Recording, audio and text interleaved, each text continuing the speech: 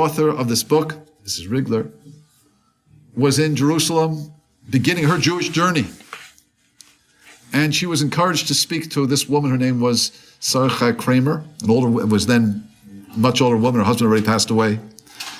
And she was sitting across from her at a table. And Mrs. Rigler, who wrote the book, was not yet religious, as we say. And she looked at this woman and said, I know you were in Auschwitz. I've always been interested in the Holocaust. Can you tell me briefly, I know it's a difficult question, but what was Auschwitz like? And she turned back to the author and she said, Auschwitz wasn't such a bad place. As the author writes, Auschwitz wasn't a bad place. How can you say that? Everybody knows that Auschwitz was Gehenna on earth. She said, let me tell you, we were a group of girls that came from Czechoslovakia. Even on the cattle cars, we didn't know if we were going to live or we were going to die. But we said to each other, no matter what happens, we are going to live for each other. And that's what we did.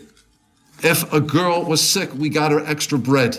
If a girl was cold, we sacrificed our clothing. If one girl, she had memorized most of the Rosh Hashanah davening. When it was Rosh Hashanah, we stood next to her and she davened and we said Amen.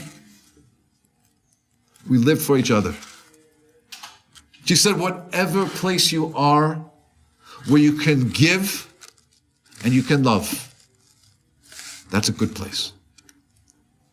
And then she turned to the author and said, it sounds like what you've been doing for the last number of years has been all about you. That's a bad place.